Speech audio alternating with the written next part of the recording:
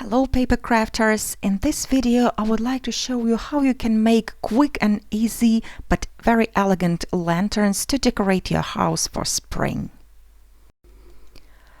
Let's start with the tabletop lantern and then we'll switch on to the large hanging lantern. To create a tabletop lantern, I'm going to use the room divider dies by Paper Discovery. There are two bases included in the set as well as the two inserts. One is the geometric and the other one is more organic. For this lantern, I'll be using the simple base and the geometric pattern. I have connected both dies with the washi tape, then I'm placing them onto a piece of green cardstock and sending them through the die cutting machine. As a result, I'm getting that room divider section with the tab at the side and the negative trellis pattern. I'm going to need 4 elements for this project. Then I'm also going to trim down a piece of vellum to create the backing for each of the sections. Then I'm going to apply some thin double-sided tape. This one is 1/8 of an inch wide, all around the trellis pattern at the wrong side, and I'm going to stick down a piece of vellum there. Vellum, as well as other semi-transparent materials, are great for dispersing light, and actually the lantern will be a bit brighter with the vellum than it would be without it. When I have all 4 backgrounds attached, I'm going to use the bone folder and I'm going to fold down all 4 tabs on each of the sections. Then I'm also going to die cut some flying duck images just to decorate my lantern. I have used the white cardstock for die cutting and I also love the negative pattern that is formed by that die. But for this project I'm only going to use the ducks, so I'm placing them inside the die again and I'm applying some antique linen distress oxide ink just to bring forth some of the details. And then I'm also going to go around each die cut with the same sponge. As always, the tools and supplies I'm using are listed down below in the description box as well as on my blog. Now I'm going to place all the duck images onto each of the sections. And once I'm happy with the placement, I'm going to stick them down with the liquid glue. I'm using Ranger Multimedia Matte here, as it is great for attaching paper to vellum. Then I'm also going to use some strong double-sided tape and apply it onto the vertical tabs onto each of the sections. I do recommend an extra strong adhesive for tabs. You can also use the liquid glue. This way your lantern is not going to fall apart later on. Then I'm peeling off the liner and I'm using the grid on the mat to keep all the sections straight. Then I'm attaching all the sections one onto the other in a row, and when I come to the last one, I'm also peeling off the liner, then folding down the lantern and sticking down the last section onto the first one. As you see, this lantern can be folded flat, and that means you can send it as a gift in an envelope. You can also trim down the little feet at the bottom if you would like your lantern to touch the table. If you want to use a real candle with this lantern, not the battery-driven one, I would recommend to place the candle in a tall glass, and this way the fire will not be in contact with the paper and it's going to make this lantern so much safer.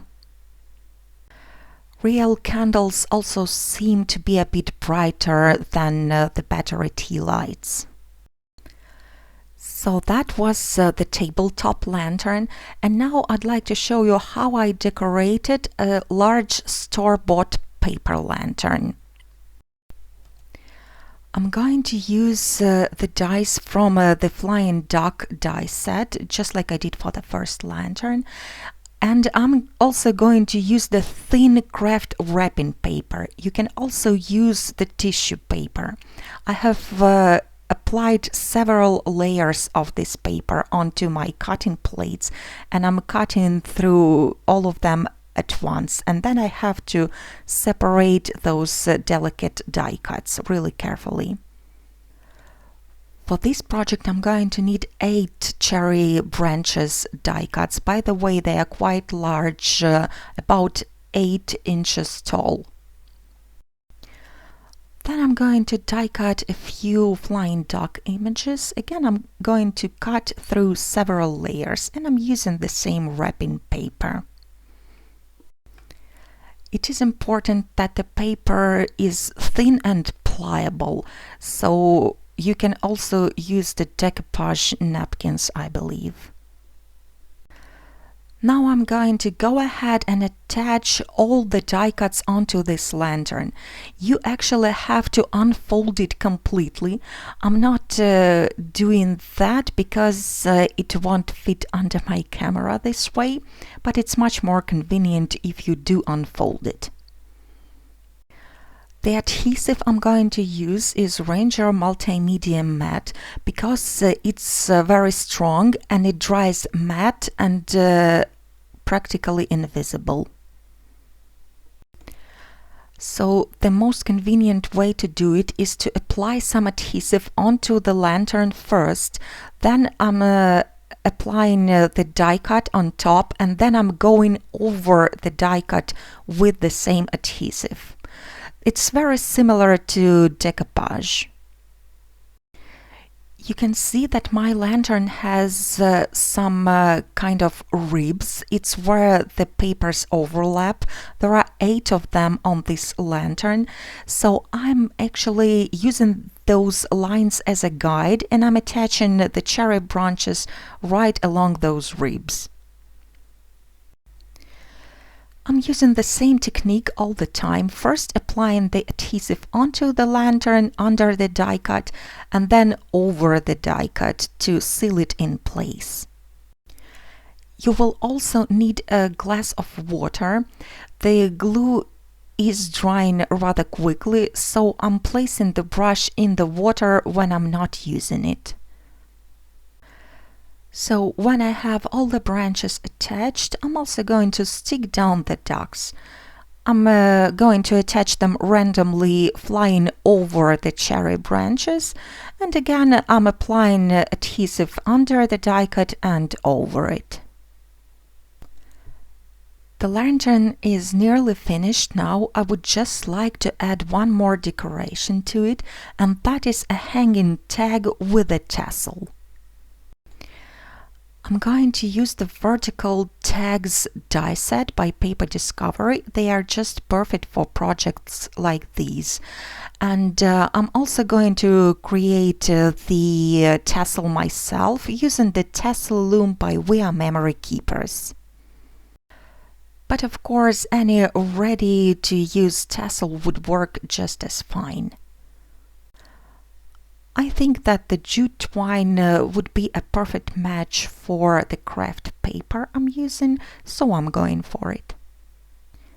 You can make 3 sizes of tassels with this loom. I'm going for a mid-sized one, so I have wrapped the twine around the loom, then I tied a knot at the top, and then I'm folding over the loom and tying up another knot to keep the tassel together.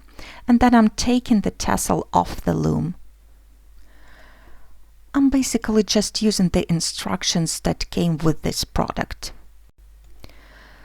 To put the tag together, I've die cut one background, solid background, and two open frames with the dies that are included in the set. I have attached one frame onto the background, then I'm flipping it over, and before I attach the other frame, I'm also going to add this tassel here. And I'm also adding a loop at the top of the tag to be able to hang it.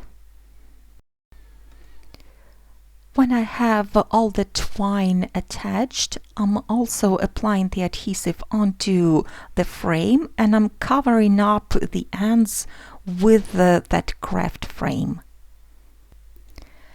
As I'm doing it, I have a little announcement to make. Next week I will be visiting the UK, and you can watch me on Friday on Kraft's Stash Facebook page. And I will be presenting the new Paper Discoveries release. I really hope you are going to like this one, and there will be a lot of prizes too. I will add more information on my Facebook page as well as to my Instagram account. So back to the project. Now I'm using some dark brown ink to stamp out the sentiment. The vertical sentiments that I'm using are also the part of a vertical tag die set. Then I just have to attach the tag to the lantern and my project is finished. I really like how it turned out. Those delicate die cuts are not blocking the light at all. Instead, they are creating a very subtle pattern. I really hope you enjoyed this tutorial. Thank you so much for watching, and don't forget to join me at Kraft Stash on Friday for a new collection reveal and giveaways. Have a wonderful day, and I hope to see you guys again really soon.